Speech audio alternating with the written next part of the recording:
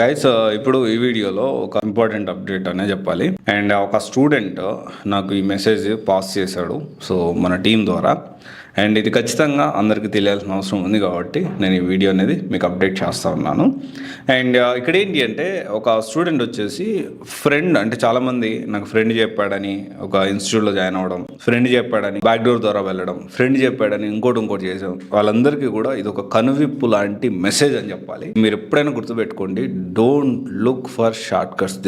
అసలు సక్సెస్కి short cuts అనేవి ఉండవు. అరే ఇది ఎందుకు అర్థం చేసుకోలేకపోతున్నారు? మొత్తం ఇన్సిడెంట్లో కూడా హోల్ అండ్ సోలో మోసం చేసిన ఫ్రెండే. ఓకే, ఇక్కడ ఆ స్టూడెంట్ పేరు అనేది అనవసరం, కానీ తెలంగాణ గద్వాల నుంచి ఈ స్టూడెంట్ గురించి అయితే అప్డేట్ చేశారు. అండ్ దీని తర్వాత వచ్చేసి అమౌంట్ రిటర్న్ అడిగారు.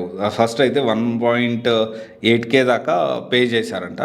అయిపోయిన తర్వాత శాలరీ వేయకుండా తర్వాత వచ్చేసి ఇంకా వేరేవి కూడా చేస్తూ ఈ కంపెనీలో చూపిస్తా, అది అయిపోయిందా ఇంకో కంపెనీలో చూపిస్తా, అది అయిపోయిందా ఇంకో కంపెనీలో చూపిస్తా. కంపెనీ పేరు కూడా చెప్తా ఉన్నాను.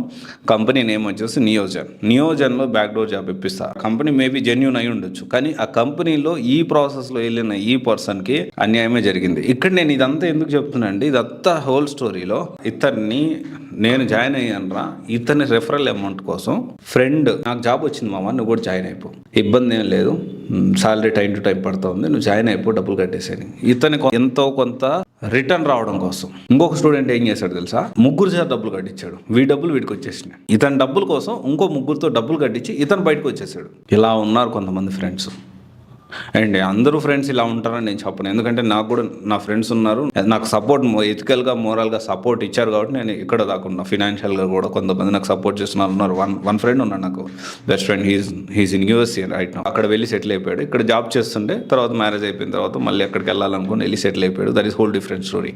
అయితే ఫ్రెండ్స్ ఇలా ఉన్నారు. అన్న నా ఫ్రెండ్ చెప్పాడు, అన్న నా రిలేటివ్ చెప్పాడు, అన్న అక్కడ వాళ్ళు చెప్పారు, వీళ్ళు చెప్పారని జాయిన్ అయితే ఇలాగే ఉంటుంది. అండ్ ఇక్కడ ఏంటి అంటే ఈ షార్ట్ కట్స్ విషయంలో, ఈ బ్యాక్ డోర్ విషయంలో ఫ్రెండ్స్ నమ్మి మోసపోవద్దు. First point. ఎందుకంటే జనరల్గా ఏంటి అంటే మనం ఫ్రెండ్ కదా, వాడు జాయిన్ అయ్యాడు కదా, వాడి జాబ్ వచ్చింది కనుక తెలియకుండానే మనలో ఒక కాన్ఫిడెన్స్ వస్తుంది, అరే ఎట్లయినా డబ్బులు తీసుకొచ్చి నా లైఫ్ కూడా సెటిల్ అయిపోతుంది కదా. కానీ ఎండ్ ఆఫ్ ద డే మనల్ని ఫ్రేమ్ చేసి మనల్ని ఇరికించి వాళ్ళు బయటకు వచ్చే పరిస్థితి కూడా ఉంటుంది. ఇది మీరు తెలుసుకోవాలి.